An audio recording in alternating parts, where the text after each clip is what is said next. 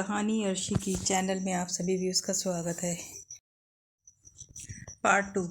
मैं सिर्फ मोबाइल पर लड़कियों की वीडियो देखती थी कि वह किस तरह से डांस कर रही हैं, उन्होंने किस टाइप के कपड़े पहने रखे हैं। यह सब मुझे बहुत पसंद आता था। मुझे सब कुछ करने का बहुत शौक़ था। इसलिए एक रात मैंने बहुत हिम्मत करके अपनी वीडियो बना ही ली और उस रील को अपलोड कर दिया। फिर मैं जैसे ही काम से फ्री होती थी और कमरा बंद करके वीडियो बनाती थी, मैं बार बार चुप कर अपने पल्लू से मोबाइल निकाल कर यह देखती रहती कि आखिर कितने लोगों ने मेरी वीडियो को देखा है। और जैसे जैसे मेरे व्यूज़ बढ़ते थे मैं उसको देखकर खुश हो जाती थी। अभी मैं सोशल साइट पर इतनी मशहूर तो नहीं हुई थी कि उससे पहले ही मेरे पिता के पास किसी ने शिकायत कर दी। हालांकि पिताजी ने कभी मुझसे इस बारे में पूछने की कोशिश नहीं की थी, क्योंकि उन्हें अपनी बीवी और अपनी शराब से इतनी फुर्सत ही नहीं थी। पर एक दिन मुझसे गलती हो गई थी। मैं अपने कमरे में आई और अपने कमरे का दरवाज़ा बंद करना भूल गई और कमरे में आते ही मैंने वीडियो बनाना शुरू कर दिया। इतनी ही देर में पीछे से मेरी सौतेली माँ ने मुझे देख लिया, जिसके बारे में मुझे पता नहीं था। और पिताजी के घर आते ही उसने मेरे बारे में सब कुछ उनको बता दिया। उसने पिताजी को बताया, तुम्हारी बेटी के बहुत पर निकल आए हैं, ज़रूर इसका कोई ना कोई आशिक भी होगा। शक्ल से तो बहुत मासूम लगती है, लेकिन बिल्कुल भी नहीं। इसलिए मैं चाहती हूँ कि इसकी जल्द से जल्द शादी कर दी जाए। और पिताजी से कहने लगी, तुम मेरी बात नहीं मानते हो, देखना किसी दिन ये लड़की हमें बहुत बड़ा धोखा दे जाएगी। और अब तो मैं इसे रंगे हाथों भी पकड़ चुकी हूँ। तुम्हारी बेटी के पास मोबाइल है और वीडियो बनाकर सोशल साइट पर डालती है। यह तुम्हारी इज्जत की धज्जियाँ उड़ा देगी। उसने मेरे पिताजी को मेरे खिलाफ़ खूब भड़का दिया था। उसके भड़काव में आकर मेरे पिताजी कहने लगे, मुझे मोबाइल दो। जैसे ही पिताजी ने मुझे मोबाइल मांगा, मैं उनके बात सुनकर बहुत डर गई थी।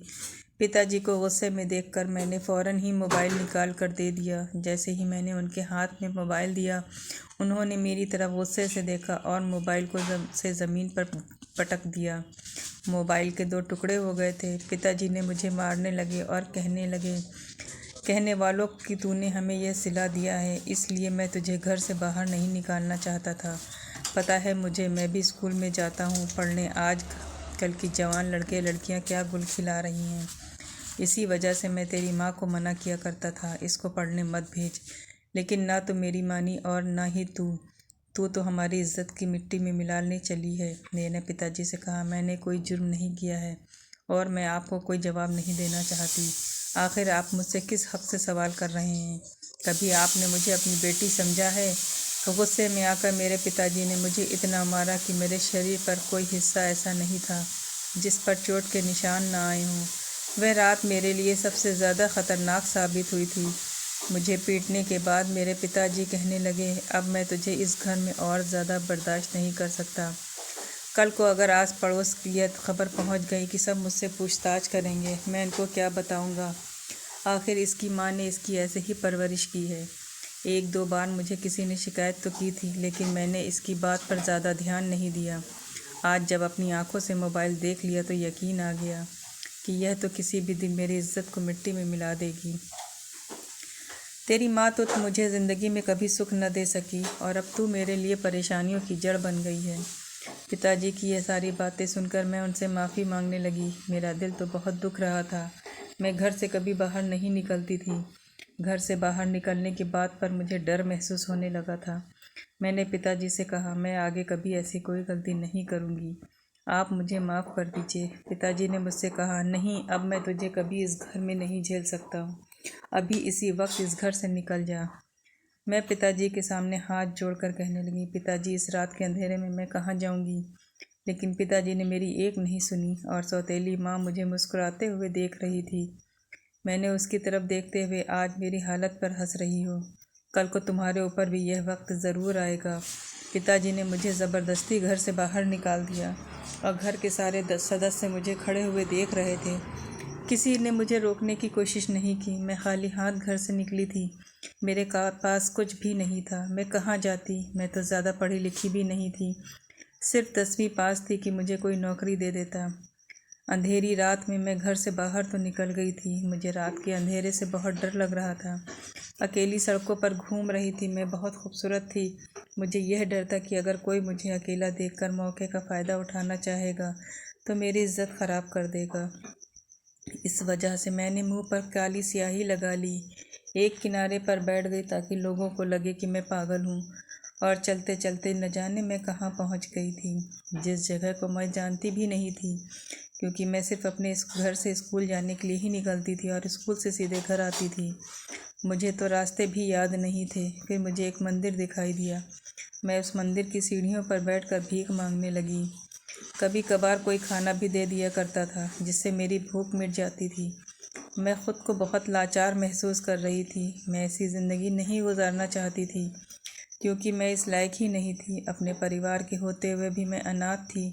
लोगों के सामने भीख मांगने के लिए मेरा ज़मीर गवारा नहीं करता था। मैं नहीं चाहती थी मैं लोगों के आगे हाथ फैलाऊं। मैं खुद कमा कर खाना चाहती थी, लेकिन बस यही सोचती रहती थी कि मुझे कोई नौकरी कैसे देगा। यह सोचकर मैं खामोश हो जाती थी। भगवान के आगे गिड़गिड़ाकर प्रार्थना करती थी, काश मुझे कोई सफल रास्ता मिल जाए। काश मेरे पास पैसे होते तो मैं यूँ दर बदर की ठोकरें न खा रही होती। एक दिन मैं एक औरत से भीख मांगने लगी। उस औरत ने मुझे गौर से देखा। मैं समझ गई थी कि वह औरत मुझे देख रही है, लेकिन ऐसे तो रोज़ मुझे हज़ारों औरतें मिलती थीं जो मुझे गौर से देखती थीं और मुझसे पूछती भी थी कि तुम्हारी माँ कहाँ है, तुम्हारे पिता क्या करते हैं, और तुम भीख क्यों मांगती हो? जवान लड़की हो, हाथ पैर सलामत हैं, खुद भी तो कुछ करके कमा खा सकती हो, आखिर भीख क्यों मांगती हो? मैं लोगों की ऐसी बातें सुनकर तंग आ गई थी। कह दिया करती थी कि मेरी माँ बीमार है और मेरे पिता जुआ खेलते हैं। मेरी माँ के इलाज के लिए पैसों की ज़रूरत होती है, इसलिए मैं भीख मांगती हूँ। और यह बात सुनकर मुझे वह औरतें पैसे दे दिया करती थीं। मैं किसी को भी अपनी सच्चाई नहीं बता सकती थी कि मुझे घर से निकाल दिया गया है। मैं रोज़ अपने चेहरे पर स्याही लगाती थी और मेरी शक्ल स्याही लगाते लगाते काली होने लगी थी, इसलिए कोई मुझे पहचान भी नहीं सकता था कि मैं वही लड़की हूँ जो सोशल साइट पर अपनी फ़ोटो अपलोड करती थी और वीडियो बनाती थी। मेरी फ़ोटोज़ पर बहुत सारे तारीफ़ भरे कमेंट आते थे। कुछ लड़के तो मुझे शादी करने के ऑफ़र भी दिया करते थे, लेकिन मैं तो बेबस हो गई थी और सोचती थी कि काश मेरे पास मोबाइल ही होता, मैं उनमें से ही किसी एक से मदद मांग लेती। लेकिन यह सब तो सिर्फ मैं सोच ही सकती थी, क्योंकि वह लोग भी शायद मेरा फ़ायदा ही उठाते। औरत काफ़ी देर तक मुझे देखती रही। देखने के बाद मेरे करीब आकर मुझसे कहने लगी, तुम कहाँ से आई हो और यहाँ पर क्यों बैठी हो? जवान हो, क्यों यहाँ बैठकर अपनी इज्जत ख़राब कर रही हो? मैंने उस औरत को भी वही सब कुछ बताया जो बाकी औरतों को बताया करती थी। वो औरत मुझसे कहने लगी, तुम मुझसे झूठ बोलने की कोई ज़रूरत नहीं है। मैं तुम्हारे चेहरे से ही अंदाज़ा लगा चुकी हूँ, तुम मुझसे झूठ बोल रही हो। अगर तुम मुझे सच बता दोगी तो मैं तुम्हारी मदद कर सकती हूँ। वैसे भी मुझे लड़कियों और गरीबों की मदद करके बहुत अच्छा लगता है। मैं भी तुम्हारी ही तरह हूँ और मेरी भी कहानी तुम्हारी जैसी ही है। उसे औरत की बातों से आकर मैंने अपने बारे में सारी सच्चाई उसको बता दी।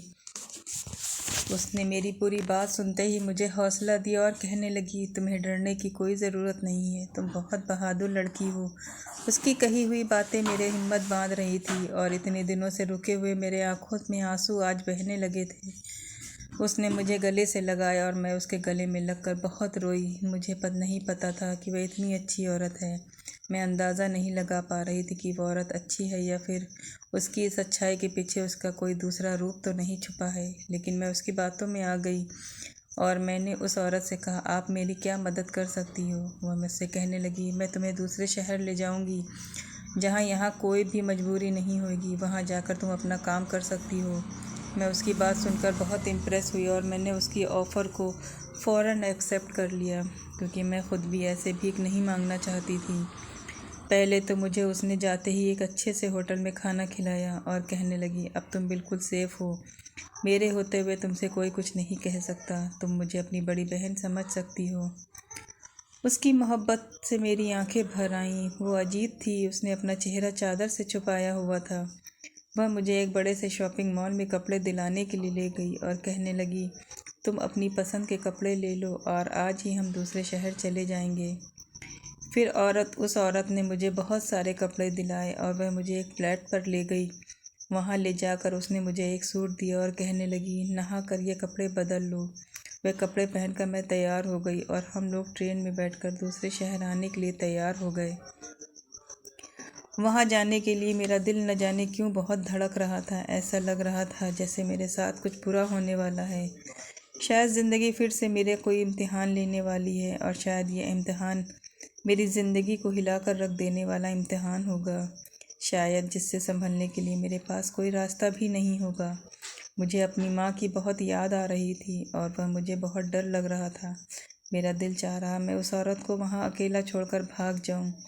यह शहर मेरे लिए बिल्कुल अनजान था। यहाँ आने की मुझे कोई खुशी महसूस नहीं हो रही थी, बल्कि ऐसा लग रहा था जैसे मैं यहाँ आकर खो जाऊँगी। मैंने उस औरत से कहा, प्लीज़ मुझे वापस भेज दो। उसने मुझसे कहा, अब तो हम पहुँचने वाले हैं। वैसे भी तुम शायद दूसरे शहर पहली बार जा रही हो, इसलिए तुम डर रही हो। मेरी आंखें आंसुओं से भर आईं और मैंने अपने हाथों से अपने आंसू पोंछने लगी। फिर मैं भी यही सोचने लगी कि मैं कुछ ज़्यादा ही डर रही हूँ। अब अगर मैं उस भीख मांगने वाली ज़िंदगी से आज़ाद होना चाहती हूँ तो मुझे यह कदम तो उठाना ही होगा। जैसे ही हमने दूसरे शहर में कदम रखा, वहाँ जाते ही मेरे होश उड़ गए। वहाँ पर औरतें मेरे छोटे छोटे कपड़े पहने हुए थीं, जिनसे उनका शरीर तक ठीक से नहीं ढक पा रहा था। और जैसे ही मैंने उस औरत की तरफ देखा तो उसने भी अपनी चादर को हटाया। उसका चेहरा देखते ही मैं दंग रह गई थी। उस औरत का आधा चेहरा जला हुआ था। उसको देखकर मैंने अपने कदम पीछे हटा की तरफ बढ़ा दिए। वो हंसकर मेरी तरफ देखने लगी। मैंने अपने दिल में सोचा कि मैंने और इस औरत पर भरोसा क्यों किया। न जाने क्या क्या मेरे दिमाग में आ रहा था। प्लीज़ मुझे वापस छोड़ो, मैं यहाँ नहीं रुक सकती। उस औरत ने मेरा हाथ पकड़ लिया और कहने लगी, अब तो तुम यहाँ पर पहुँच चुकी हो। अब तुम यहाँ से कहीं नहीं जा सकती। मैंने वहाँ से भागने की बहुत कोशिश की, लेकिन भाग नहीं सकी। वह औरत मुझे बार बार रोक रही थी और कहने लगी, ऐसे ही तुझ पर खर्चा करके तुझे यहाँ नहीं लेकर आई हूँ। तुझसे तेरी कीमत भी तो वसूल करनी है। तेरे जैसी जवान खूबसूरत लड़कियाँ तो हमारे लिए फ़ायदेमंद साबित होती हैं। तुझे नहीं पता, तेरी खूबसूरती हमें रातों रात अमीर बना सकती है। मैंने उस औरत की बात समझ गई थी। आखिर वह क्या कहना चाहती है। मुझे मालूम हो गया था कि अब मैं किस काले धंधे का शिकार होने वाली हूँ। मैं उस औरत के आगे बहुत रो रही थी, गिड़गिड़ा रही थी, लेकिन उस औरत ने मेरी एक नहीं सुनी। शायद उस औरत का भी यही काम था, जवान खूबसूरत लड़कियों को तलाशना। मुझे आप अपनी ज़िंदगी से बहुत ज़्यादा बुरी लगने लगी थी। मैं मन ही मन खुद को कोस रही थी कि न जाने मेरी ज़िंदगी में कब सुकून मिलने वाला था। एक तरफ से ठोकर खाकर निकल आई तो दूसरी तरफ भी मुझे ठोकर ही मिलेगी।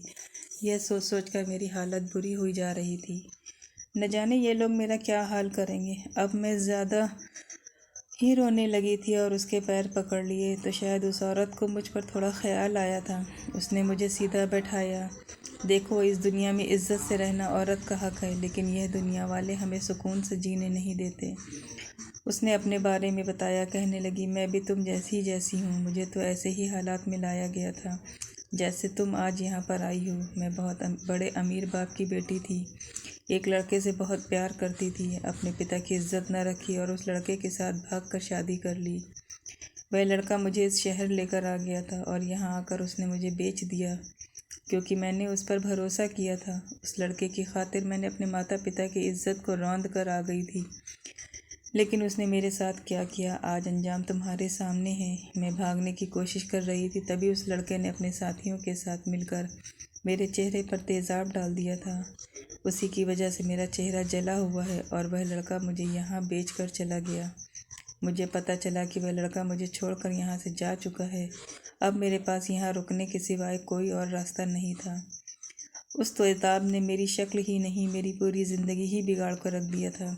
इसलिए मैं चाहती हूँ कि तुम भी चुपचाप यहाँ रुक जाओ और जो हो रहा है उसको होने दो। मैं उस औरत के साथ चुपचाप चली आई, जबकि मैं रो तो बहुत रही थी, लेकिन मेरे रोने से कोई काम नहीं आया। मेरे रोने की आवाज़ गले में ही दबकर रह गई थी। वहाँ जाते ही मैंने देखा कि वहाँ का तो रास्ता ही एक अलग मंजर था। उन लोगों ने मुझे एक कमरे में बंद कर दिया। मैं रोती रहती थी, चिल्लाती रहती थी। कुछ तो दिन तो उन्होंने मुझे कमरे में ही बंद रखा।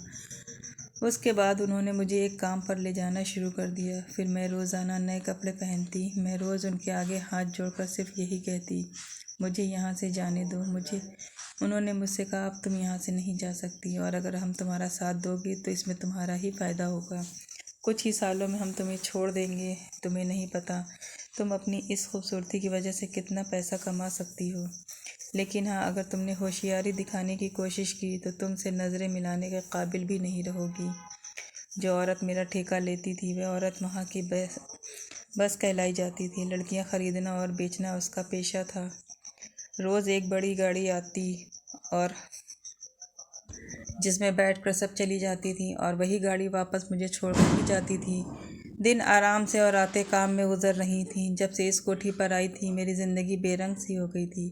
यहाँ आकर मुझे बहुत घुटन सी महसूस होती थी। मैं यहाँ से भागने की बहुत कोशिश की, लेकिन यहाँ से भागना मेरे बस की बात नहीं थी। जब भी मैंने भागने की कोशिश किया करती, यह लोग मुझे जैसे तैसे पकड़ ही लिया करते थे।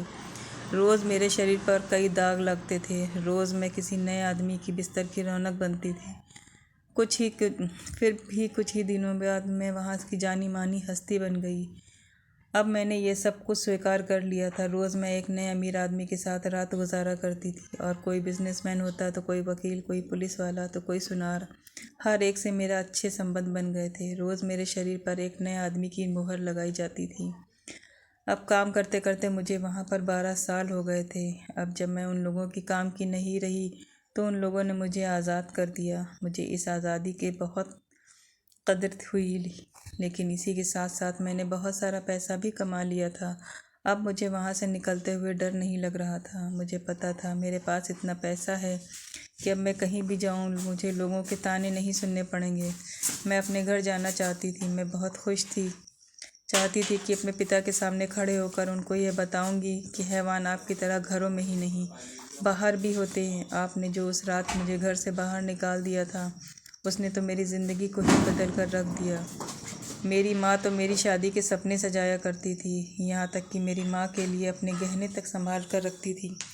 लेकिन उन्होंने क्या किया? उन्होंने तो गहने जैसी बेटी को ही घर से धक्के मार कर निकाल दिया था। अब मुझे भीड़ भाड़, रौनक, चमक दमक, इन सब चीज़ों से नफ़रत सी होने लगी थी। महंगे कपड़े, सजना संवरना, यह सब कुछ मुझे अनकंफर्टेबल महसूस कराता था। मैं ईश्वर से रो रो कर अपने पापों की माफ़ी मांगती थी, क्योंकि मैं उस औरत की बातों में आकर भटक चुकी थी। आज मेरे शहर में आखिरी रात थी। शहर भर में न्यू ईयर सेलिब्रेशन हो रहा था। चारों तरफ गाने बजाने हो रहे थे। कोई छोटी लड़की छोटे कपड़े पहनकर नाच रही थी तो कोई नशे में धुत थी। लेकिन मैं बहुत खुश थी, क्योंकि मैं अब इस नर्क से निकलने वाली थी। पूरे शहर में चारों तरफ रोशनी ही रोशनी हो रही थी। लोग एक दूसरे को न्यू ईयर की बधाइयाँ दे रहे थे। न जाने एक तारीख बदलने से क्या साल भर के सारे दुख खत्म होने वाले थे। जो इतनी कड़कती ठंड में भी लोग सड़कों पर बेवजह घूमकर एक दूसरे को बधाई दे रहे थे। एक मैं ही थी जो अपनी गहरी सोच में डूबी हुई थी। मुझे वहाँ रात गुजारना भारी पड़ रहा था। बस मन कर रहा था कि इस भीड़ भाड़ से निकल कर चली जाऊँ। मुझे सिर्फ सुबह होने का इंतज़ार था। वहाँ पर मुझे बहुत घुटन सी महसूस हो रही थी। ऐसा लग रहा था जैसे मुझे सांस नहीं आ रही, जबकि मैंने वहाँ पर पूरे 12 साल गुजारे थे, और अब मुझसे 12 घंटे भी यहाँ नहीं रुका जा रहा था। ऐसा लग रहा था मेरे दिल पर कोई बोझ है। इस कड़कती ठंड में भी मुझे गर्मी महसूस हो रही थी। भूख और थकान से शरीर चूर चूर हो रहा था, और इसी थकान की वजह से मुझे सारी रौनकें बेकार लग रही थी। मुझे बहुत तेज़ भूख लग रही थी लेकिन यहाँ का खाना खाने के लिए भी अब मेरा मन नहीं कर रहा था। मैं बस किसी तरह यहाँ से जाना चाहती थी। हाँ, ये बात सच है कि मेरा यहाँ पर एक एक दिन रुकना मुश्किल था, लेकिन हर दिन मेरे साथ जो होता था उसको मैं किसी तरह सोच बर्दाश्त कर लिया करती थी। जब मेरे पास पैसा होगा तो शायद लोग मेरी कद्र जानेंगे, क्योंकि आजकल कद्र सिर्फ उसकी ही होती है जिसके पास पैसा होता है। मैंने सोचा कि सारी रात पड़ी जाकर किसी होटल पर खाना खाती हूँ। एक तरफ फुटपाथ पर कुछ लोग गाने बजा रहे थे तो उन गानों पर डांस कर रहे थे, लेकिन मुझे इन आवाज़ों से बहुत डर लग रहा था। एक इरिटेशन सी फील हो रही थी। मैं तो बस अपनी ही दुनिया में खोकर चली जा रही थी। जैसे ही होटल पहुंची, वहां पर भी ये सारा हल्ला गुल्ला था। मैंने चुपचाप खाना खाया और कोठे पर आ गई। घर आते ही अपने कमरे में चली गई और अंदर से अपना दरवाज़ा बंद करके सो गई। अगले ही दिन जब मैं उठी तो बहुत खुश थी, क्योंकि आज मैं अपने पुराने शहर जाने वाली थी, जहाँ मैं पैदा हुई थी, जहाँ पर मेरी माँ की बहुत सारी यादें थीं। मैंने अपने सामान की पैकिंग शुरू कर दी। यहाँ पर मेरी बहुत सारी दोस्त भी बन गई थी, जबकि उनसे भी कह दिया था कि अगर जाना चाहें तो जा सकती हैं, लेकिन वह भी उसके किसके सहारे जाती। वह बेचारी भी सब बेसहारा ही तो थी, मैं भी बेसहारा, लेकिन मैं इस नर्क में नहीं रहना चाहती थी। मैं यहाँ सिर्फ पैसा कमाने की वजह से रुकी हुई थी। अब मेरा काम हो गया था और इन लोगों ने मुझे छोड़ दिया था। मैं यहाँ से खुशी खुशी जाने पर राज़ी हो गई। मैंने अपने दोस्तों को भी यही राय दी कि हम यहाँ नहीं आए थे, हमें यहाँ पर ज़बरदस्ती लाया गया था। जो हमारे साथ हुआ ये सब करना पाप है, लेकिन ये सब हमें अब सब जानते हैं। हमने यह सब कुछ जानबूझकर नहीं किया, हमसे करवाया गया था। अब हमारे पास यहाँ से भागने का मौका है, तो हम और पापों में शामिल नहीं हो सकते। उन लड़कियों के दिमाग में भी मेरी सारी बातें आने लगी थी और उन्होंने फ़ैसला लिया कि सभी अपनी अपनी ज़िंदगी अच्छे और नए तरीके से गुजारेंगे, क्योंकि औरतों के साथ जो जुल्म होते हैं उसमें औरत क्या तो मर जाती है या फिर गलत साबित कर दी जाती है। लेकिन मैं चाहती थी कि मैं गलत होकर भी अपनी ज़िंदगी का दोबारा शुरुआत करूं। अब मैं अपने शहर आ गई थी। यहाँ पर आई तो अपने घर पर भी आई। जैसे ही घर में घुसी तो देखा कि कुछ बदला नहीं था, सब कुछ वैसा ही वैसा था। यह सब मेरी आंखों का वहम था, लेकिन जब घर के हालातों के बारे में पता चला तो काफ़ी कुछ बदल चुका था। पता चला कि मेरे जाते ही दादा भी दुनिया से चल बसे थे। चाचा चाची ने अपना हिस्सा लेकर दूसरा घर बना लिया था और सबसे चौंकाने वाली बात तो यह थी कि मेरे पिताजी भी इस दुनिया से चले गए थे। लेकिन मैं अब अपनी सौतेली माँ के बारे में जानना चाहती थी, जिसने उस रात मेरे पिता को खूब भड़काया था, जिसकी वजह से मेरी ज़िंदगी पलट गई थी। जैसे ही मैं घर में घुसी तो मेरी सौतेली माँ मुझे देखते ही लिपट कर खूब रोने लगी। ऐसा लग रहा था जैसे उसके दिल में बहुत सारे शिकवे हैं। वह मुझे देखते ही पहचान गई थी। वैसे भी वह मुझसे कुछ साल ही बड़ी थी, लेकिन मुझे उसकी हालत देखकर लग रहा था कि उसने कोई लंबी सज़ा काटी होगी। वह मुझे देखकर हाथ जोड़कर रोने लगी और कहने लगी, मुझे माफ़ कर दो निशा, मैं तुम्हारी बहुत बड़ी गुनहगार हूँ। मैंने तुम्हारे साथ बहुत बुरा किया और अब तुम्हारे पिता ने तुम्हारे खिलाफ़ भड़का कर तुम्हें इस घर से निकलवा दिया था। उन्होंने बताया कि उन्होंने 2 बेटियों को जन्म दिया था। एक बेटी तो न जाने उस किस आदमी के साथ भाग गई। पता चला कि अब वह कोठे पर नाचती है। यह बात सुनते ही जैसे मेरे पैरों तले से ज़मीन निकल गई थी कि आखिर कुदरत ने मेरे साथ ये कैसा इंसाफ किया था। मैं इस औरत को क्या सज़ा देती। मुझे पहले तो ईश्वर ही इसको सज़ा दे चुका था, लेकिन मेरी रूह पर लगे ज़ख्म मैं तो इस तरह साफ़ नहीं करना चाहती थी। वह बेचारी भी तो मासूम थी। मैंने आगे बढ़कर सौतेली माँ को गले लगाया और कहने लगी, मैंने आपको माफ़ कर दिया है। और उन्होंने मुझसे कहा कि अब इस घर में कोई नहीं बचा है। तुम्हारे जाने के बाद यहाँ पर बहुत लड़ाइयाँ रहती थीं। तुम्हारी चाची और तुम्हारी दादी और हम तीनों औरतें आपस में बहुत लड़ा करते थे। कुछ दिनों बाद मुझे पता चला कि मैं पेट से हूँ। जब मैं 9 महीने के बाद मेरी बेटी पैदा हुई तो तुम्हारी दादी और तुम्हारे पिता ने मेरे साथ तुम्हारी माँ जैसा सलूक करना शुरू कर दिया, लेकिन मैं वैसी नहीं थी। मैं तुम्हारे पिता को छोड़कर जाने के लिए तैयार हो गई थी। आखिर बेटी पैदा करना कोई पाप नहीं था, लेकिन मुझे पता चला कि तुम और तुम्हारी माँ को भी इस घर में बेटी होने की वजह से ही सज़ा मिलती थी। तभी तुम्हारी चाची ने कहा कि उन्हें हिस्सा चाहिए। तुम्हारे पिता ने जैसे तैसे करके उनको हिस्सा के पैसे दिए और इस घर में अलग कर दिया, जबकि तुम्हारी दादी और अपने दोनों बेटों में दरार पैदा होने की वजह से बीमार हो गई और अचानक ही चल बसी। उनके ही गम में तुम्हारे दादा भी चले गए। तुम्हारे चाचा चाची भी इस घर को छोड़कर चले गए, लेकिन मैं भी कहाँ जाती, मेरे पास कोई रास्ता नहीं था। तुम्हारे पिता की उल्टी सीधी बातें सुनते सुनते ही मैंने बहुत सारे दिन यहाँ गुजार दिए। फिर एक दिन मुझे पता चला कि तुम्हारे पिता की किडनियाँ ख़राब हो गई हैं। अचानक ही उनकी तबीयत ख़राब होने लगी। उनके इलाज के लिए मेरे पास पैसे नहीं थे। मैंने उनका इलाज कराने की बहुत कोशिश की, लेकिन मेरे पास पैसे की इंतज़ाम नहीं हो पाया और तुम्हारे पिता इस दुनिया से चले गए। और अब मैं इस घर में बिल्कुल अकेली हो गई हूँ। बहुत मुश्किल से अपना गुजारा करती हूँ। मैंने उनको तसल्ली दी और तसल्ली देते हुए थोड़े से पैसे भी उनको दे दिए। पैसे देकर मैं उस घर में वापस आ गई। मेरे घर वालों के साथ जो भी हुआ वह वाकई बहुत गमगीन था, लेकिन मैं ये सोच रही थी कि पिताजी का मौत का बदला भी ईश्वर ने ऐसे ही लिया जैसे मेरी माँ की मौत हुई थी। फ़िलहाल मैं यही प्रार्थना करती हूँ, अब जो कुछ भी हुआ उसके बाद अब किसी के साथ भी कोई गलत ना हो। मैं अब अनाथ आश्रम में बच्चों की सेवा करती हूँ। बच्चों की सेवा करके मुझे बहुत खुशी मिलती है। अब यही मेरा परिवार है और यही मेरी ज़िंदगी है। मैंने अपने बीते हुए कल को भुला दिया है और अपनी आने वाली ज़िंदगी पर फोकस कर रही हूँ। अब ज़िंदगी जैसे भी कट जाएगी, लेकिन मेरे बीते हुए कल में मेरे साथ जो कुछ भी हुआ था उसको सोचकर आज भी मेरे रोंगटे खड़े हो जाते हैं और यह सब सिर्फ मेरे पिताजी की घटिया सोच की वजह से हुआ था।